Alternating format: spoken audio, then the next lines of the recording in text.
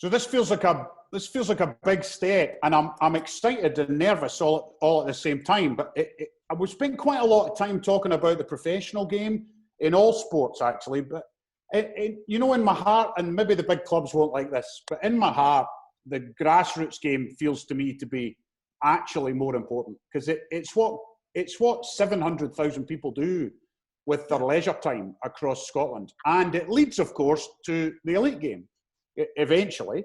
So from Monday, regulated or controlled environments can go back to playing. Now, the crucial thing here is that we've given an exemption for on-the-field physical distancing. So there's not many places in Scotland just now where you don't have to physically distance.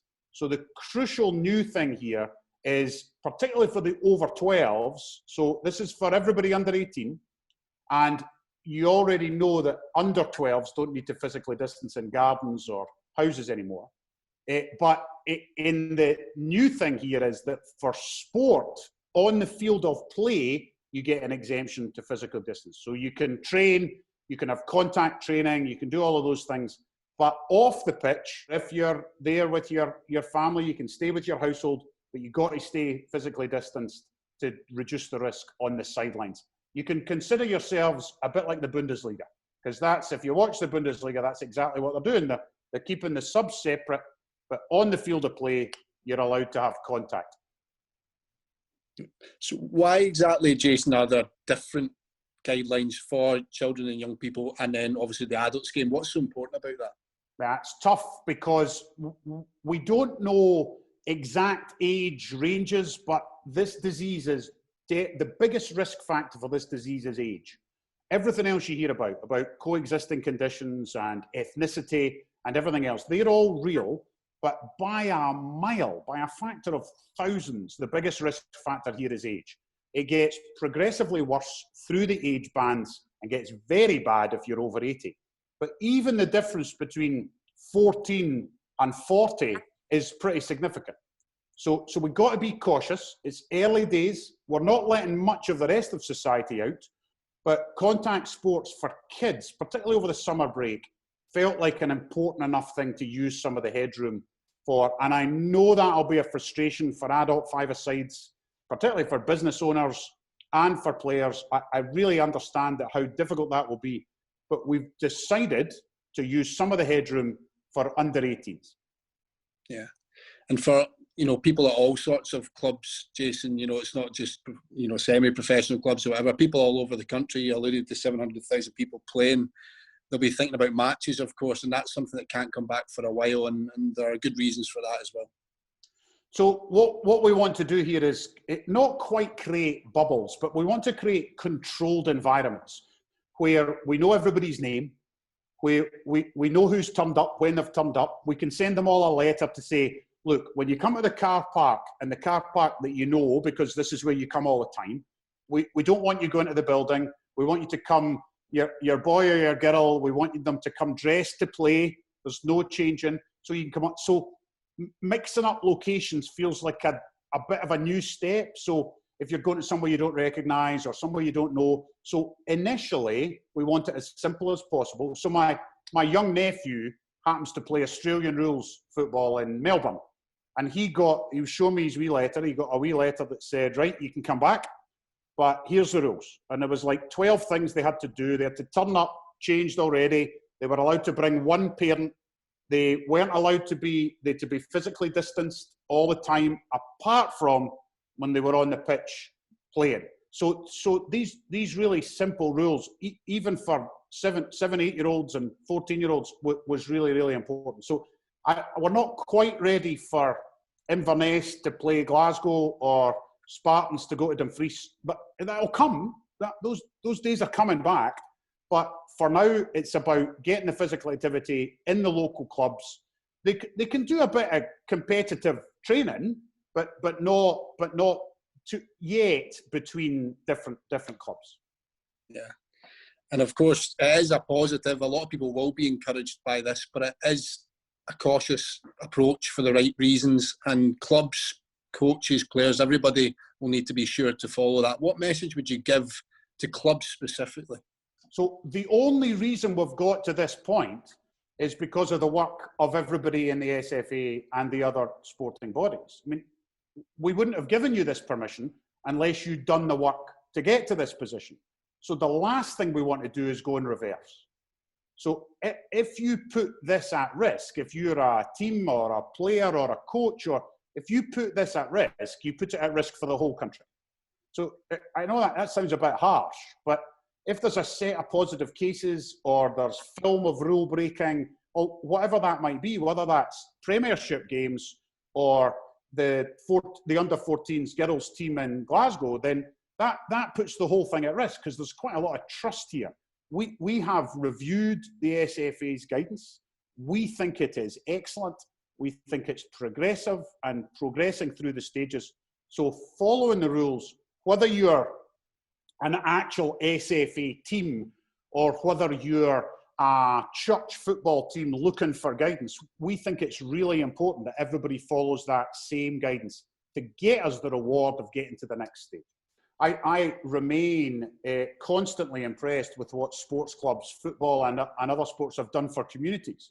So they've kind of replaced some of their activity with food parcels or cooking in their kitchens and sharing it with the homeless or people who are shielded. It's fantastic to see that, and kids getting involved in that if they possibly can. I think football clubs have always been centres of communities, and I think the pandemic has just expressed that even more. And I'm hugely grateful for football clubs being able to do that. The second thing is that this news for Monday, it isn't only about kids. If you've got parents, if you're a parent of one of these kids or a carer or an aunt or an uncle who's bringing kids, you've also got a responsibility. You've got to understand the rules. You've got to obey the rules for you and the kids when you get there. So you've got to stay physically distanced. It'd be helpful if you talk to your kid through those rules before you got there so they understand. And the last thing they need is a poor example on the sidelines. Now, that's always true in Scottish football. A poor example on the sidelines is never good. But particularly just now, it would seem to me that we need to all be responsible, from those who are the officials and the coaches, but also just those of us who would take our kids along to see these games and help them. We've got to be responsible in order to get to the next phase. The SFA, the affiliated clubs, all sports clubs all over the country, I've been very impressed with their community spirit. I've seen people cooking meals in their kitchens. I've seen people taking kids out who are perhaps shielding and struggling to get out and looking after older people who are more vulnerable. And they've become real community hubs for the population. I think that probably goes on all the time behind the scenes at some level, but the pandemic has made it more public and more prominent. So I'm hugely grateful on behalf of the government for everything that people have done. Does there need to be an understanding as well, Jason, that while things might progress like this, there may be a chance where it has to scale back? Do people need to have that approach and that understanding of the situation? So there is reward, but there's also a reverse gear. So actually in the press briefing today, not about sport, we were talking about some of the big changes that are coming in this week. And even today about families mixing in houses, the pubs opening on Wednesday, tourism beginning on Wednesday. All of that can go backwards. Now, I don't want it to go backwards. I'm desperate for it to go back to normal. The First Minister doesn't want it to go backwards. But sport is no exception to that. So if there are big rule breaks and or we see virus, then of course there has to be a reverse gear. There is a second gear. We can go forward to competitive games. We can imagine eventually maybe getting crowds back in quite a distant vision, but it'll come as long as we continue to move through the stages slowly and well. And I think I genuinely think, I'm not just blowing smoke. I think the SFA has been very responsible in the way it's done that staged approach. And I know at the start you mentioned, Jason, obviously wanting to stay positive about this because in the grand scheme of things, it's a big moment to move into phase 3 like this, and everybody should be positive while just keeping these messages in mind. It absolutely is. And I am encouraged by the things we've done today. And remember that every sector is desperate to get back. So hairdressers might not be important to this crowd quite as much as football is, but the people who were looking for hairdressers and barbers to go back, they're back, but they could go in reverse too. So each sector you choose, whether it's oil and gas or retail or football or rugby or hockey, whatever you want to choose, that we've got to do each thing really progressively and slowly. And that's why the doctors, the medics in charge at the SFA have been very cautious, careful about the guidance, comparing it, giving it to us to let us look at it. And we are as confident as we can be that if we do things slowly and well and everybody follows the guidelines, but as fun, and I think it's important that coaches and families make this not about, we got to, the rules, the page of rules isn't the only thing. The page of rules is how you get there, but the game should still be fun. There should still be fun had on the pitch. I think it's really important about physical activity, about mental health, and just getting out a little bit more. So all of those things balanced together is why we're making this big step this weekend. Let's remember that although it's an important day, it's not a free-for-all. So it's not that when you arrive at the football club, all bets are off and you don't need to follow the guidance. What we're saying is, a bit like the Premiership or La Liga, on the field of play, the physical distancing rules have been temporarily suspended. So if you're the under-16 girls team, you can tackle, you can play the game like you always play it. But as soon as you come across the white line, you're physically distanced again, your cough etiquette, your hand washing, all the other elements. And we'd ask you to be careful on the field of play. So you maybe wouldn't do the normal celebrations that you would do if somebody scores a goal. So you just be a little bit cautious like you've seen in the professional game.